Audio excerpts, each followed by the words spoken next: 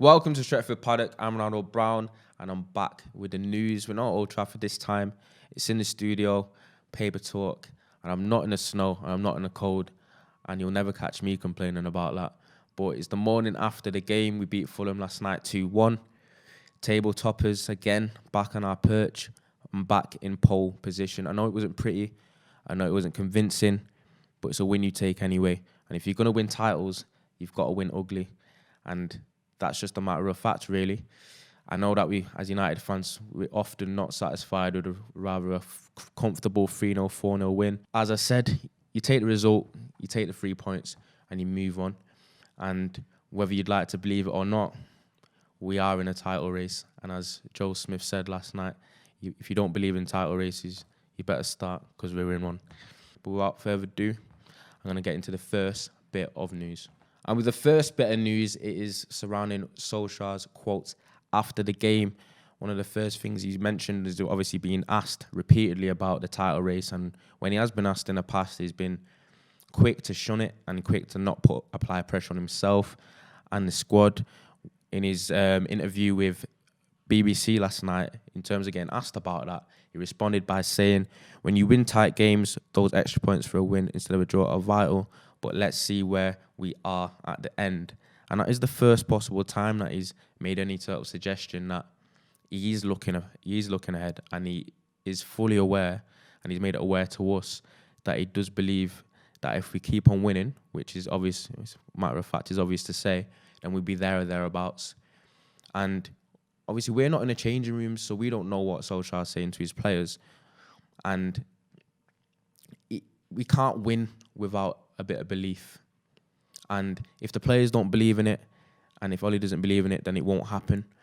And I fully believe behind closed doors, he's telling his players that in an unpredictable season, a season that's been very topsy-turvy and everyone's been inconsistent around us, if we cash in and we play our cards right, we've got every opportunity to win the title. With the first bit of transfer news is surrounding Inter Milan attacking midfielder Christian Eriksen, who has been reported to be linked to United with the possibility of a 6-month loan deal. According to Duncan Castle on the Transfer Window podcast, Inter are now pondering United's offer to take Eriksen for the next 6 months. The Red Devils are looking to strengthen their squad this month, but like most clubs, they are not in a financial position to spend big on new recruits during the coronavirus. Eriksen has featured 14 times for Inter in all competitions this term and has yet to register a goal or an assist.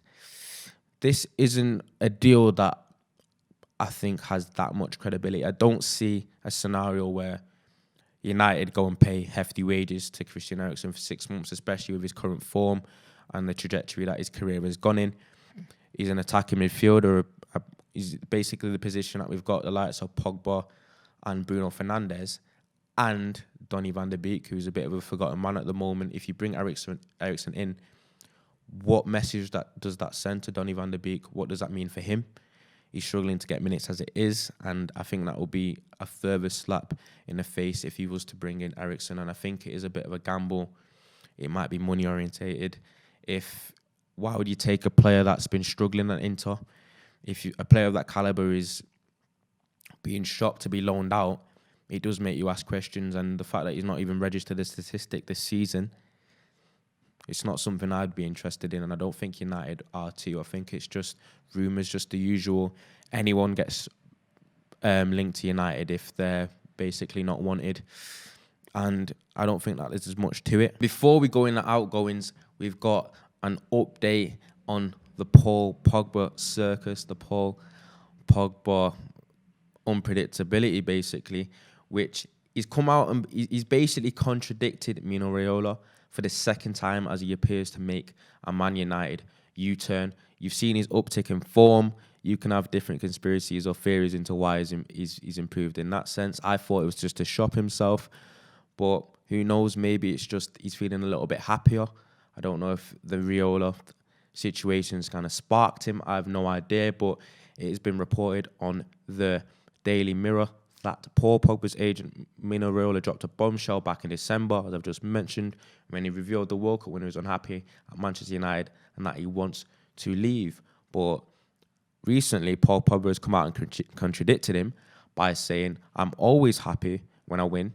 Obviously, today we won, so I'm very happy. I'm happy we played well. I'm happy we're at the top. But like I said, it's still a long way to go. There are big games coming up, so we have to focus on that too. So Riola's basically mentioned that Pogba is unhappy at United, and he's come out and then said that he's happy at United. They quite often contradict each other, which doesn't make any sense because I feel like agents and footballers liaison and communicate 24/7. It's almost like an extra parent. So I don't know what the game is. I personally don't believe that is enough in that to tell you that Paul Pogba has made a complete U-turn, but it's a possibility. Who knows? If we win the league, maybe it might change his mind. Champions League again. But personally, I think his uptick in form is just the Paul Pogba that we've always knew. He can have runner games like this where he is world class, because without people often say that he's not world class, but in terms of talent and ability, he definitely is, and he showed it last night. He basically decided the game. That wasn't any intricate play. That's just all Paul Pogba, that winner last night. Left foot. Not many in the world can do that. And I don't think that many in the United team can either. So he will be a big loss if he does go. But in terms of this story, in terms of what he said, he just seemed to say all the right things, really, saying that he's happy that we're winning and he'll continue to be happy if we do so. And he said the usual correct stuff, saying that we can't look too far and be too complacent almost. He basically said that there are bigger games ahead and we've got to remain focused. We seem like he's focused, he's switched on, and he's playing like it recently. But in terms of actually being a U-turn and the possibility that he could stay in the summer, who knows? I wouldn't be against it because I've always been in a camp of thinking that players like Pogba are very few and far between, even though he's not that consistent at times. But he is a match winner, and you can never have enough match winners in a team. Let me know what you think in the comments about that story, though. Do you think Pogba will stay in the summer? Do you think his run of form has just been him trying to shop himself in terms of getting a big money move in the summer? Or do you think him and Raiola are just playing the usual games and contradicting each other on purpose? Because who really knows in this day and age? But let me know what you think in the comments. And in the final bit of news, it is surrounding Jesse Lingard, another forgotten man, a man that has had, it feels like he's been at United for eternity now. And it is the end of an era, and it is quite damning the fact that it's been 6 months now and he's not been able to garner any interest whatsoever. I can only imagine how that's affected him, just chilling on the sidelines, not playing. I know as much as fans would like to believe when you're getting paid and you're getting that kind of money, it's all right. Trust me, it's not when you're a footballer. That's exactly what you want to do, and that is play. And the feeling of not being wanted, I can only imagine how it's actually affecting him. But he actually has garnered a little bit of interest in January, and that has been surprisingly by Jose Mourinho, with Tottenham actually joining the race and a possibility of signing Jesse. Jesse's only played 3 matches for United this season, so he's been even less than a bit part player. And the fact that Mourinho has garnered a little bit of interest in him, it's a bit of an interesting one, because I think Lingard's best season at United came under Mourinho as well. So Mourinho's obviously got quite a positive memory of him. But I'm not sure how he actually fits into that team if he does go there. But I know United are desperate to get rid of him and let him kind of progress his career somewhere else. So it's something that we'd have to... It's not just Tottenham that are interested in him as well. You've got Sheffield United and West Ham that are interested as well. But the fact that it's taken so long for him to get any interest and possibly leave, it is... It's quite a telltale sign where his career has kind of gone towards and the trajectory that it has kind of followed, because he is still only 28 years of age. Some would call that your prime years. So maybe if he does get a change of scenery, a new lease of life, he might actually kick on and be successful. And that's something that I would actually be happy to see him, because whether you like it or not, I think he's a likeable lad. He was a decent servant to the club, and I honestly wish him all the best wherever he goes. And obviously, I know I'm not... You can remember the winner that he had against... It was against Palace in the FA Cup. So he has got good memories here. And I know it's one of those where if you do want to get rid of players, you'd like to get some in as well to kind of maintain that squad depth. But January, this transfer window does seem like the possibility of being more of a selling kind of window than actual buying.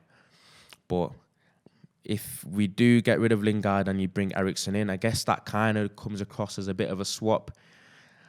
And I feel like Eriksen has a little bit more quality. But as I've said in a previous story, I'm not sure that happens either. I honestly don't believe that he'd go to Tottenham.